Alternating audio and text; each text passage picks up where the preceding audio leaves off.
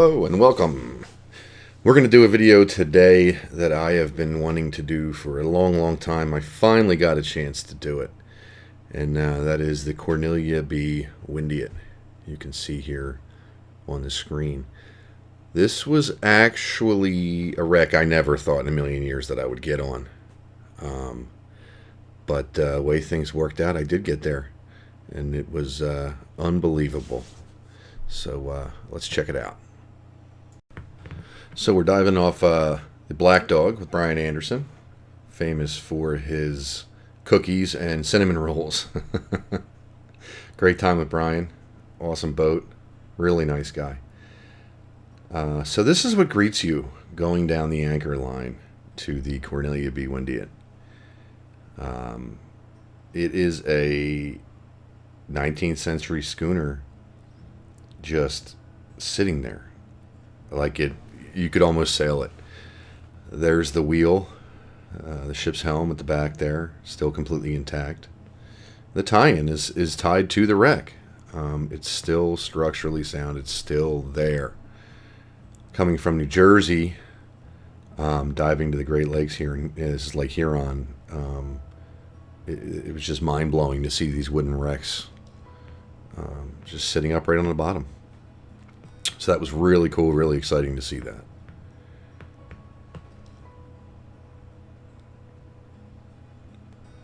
We're starboard side. We're going to swim towards the bow. And I actually get to be in a video for a change. That's me with the white LP50s. So we're going to swim up the starboard side here, excuse me. And you can see everything on deck is exactly how the crew left it. Which, I mean, they were in a fight for their lives. And they lost. But all these lines and things and the way things are left on the ship, for the most part, obviously there was some damage when it hit bottom, I'm sure. But for the most part, this stuff is just as they left it. Just pretty incredible to me. There's some cargo holds there. You can see that last one was sprung. Again, presumably when it hit bottom, although it's unknown. This front one here is still closed. Again, there's some lines that were coming down from the mast. Rope, you know, from the 1800s. Still here. You can see the wood planking on deck. It's incredible. It's mind-blowing for somebody who's used to dive in New Jersey. There's the mast there, you can see. Camera position's not the best in this video, folks, so I apologize ahead of time. There's the forward hatch. That's me swimming over it there. A couple of deck boards sprung. So they don't really know how this sank. The best guess seems to be they took on a load of ice in a storm, and that was that. It sank really slow. The lifeboat would have been covered in ice as well. The crew did try to deploy that.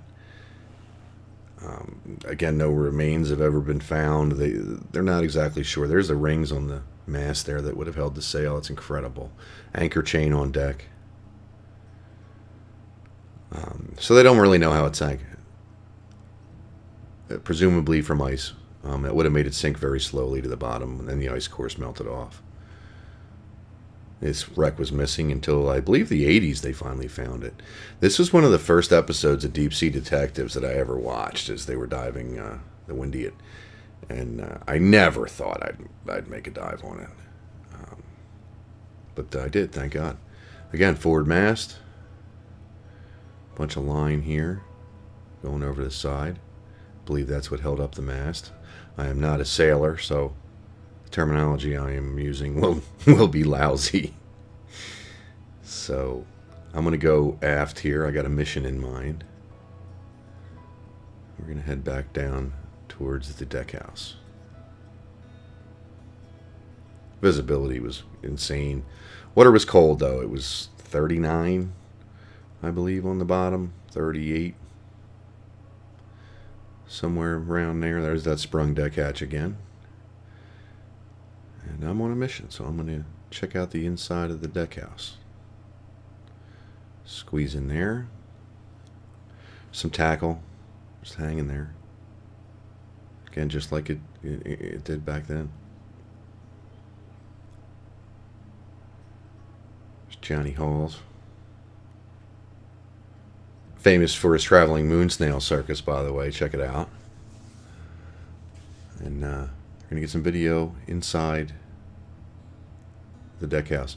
This got pretty messed up in here. My guess is the last bit of air escaping really mangled this thing. I know sometimes it would float the deck houses off, so I guess that's kind of what did the damage in here. It's pretty neat though. There's a stool on the right hand side there.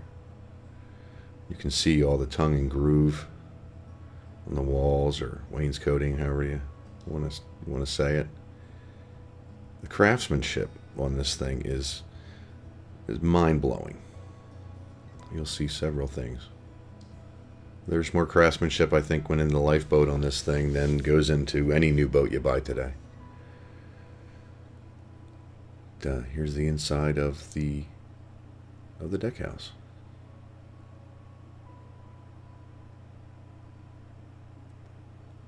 Some more furniture back there. And I believe there's a stove in here somewhere as well.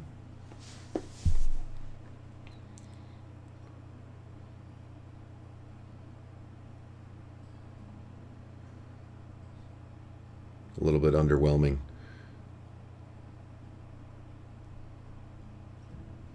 But still pretty cool. So we'll head back out here. This is swimming aft on the port side of the ship. You can still see the name Cornelia B, Windiate in the side of it. You make out the W right there. Pretty amazing, all things considered. I imagine that was painted back in the day. But the carving itself still exists. This is coming around the stern. Rudder's hard over. So hard over, in fact, it was probably from when it hit bottom. But this is what I think of when I think of the Windiate, is this shot right here. It's swimming around in a rudder and seeing this lifeboat. It's just mind-blowing. I mean, we saw it on the way down the line, but it's a different perspective from down here. And it really gets you. I mean, that was their last hope. They were typically tied up across the stern. It is not. There's no lines attached to it. So obviously they had tried to launch it unsuccessfully. So there it sits again. The crew's last efforts, laying there just like it was. The craftsmanship on this stuff is just crazy. Like I said before, just on this lifeboat, I mean, it's insane. And it's just the way it was back then. It's what you did. It wasn't unusual. Today, to see something built like this would take somebody years. Absolutely mind-blowing.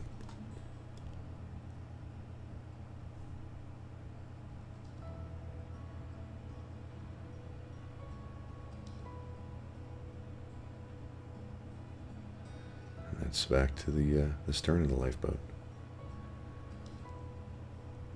Now we're back, let's see, where are we? Starboard side, I believe. Headed back towards the back of the deck house.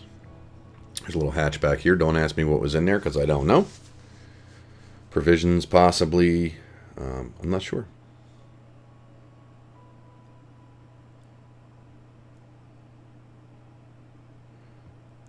There's the ship's wheel with the brass rings on the end and everything still. It's just incredible. Tackle hanging from that mast, if that's what you call that. Got me. This is pretty neat. This is entrance to the back side of the wheelhouse. They had these curved steps here. It's just amazing. You know, this was a workboat, folks. This wasn't somebody's luxury yacht. This thing hauled cargo day in and day out. There's you can see the sliding hatch cover there. So this thing was a work boat, and they put this kind of craftsmanship into even work boats back then.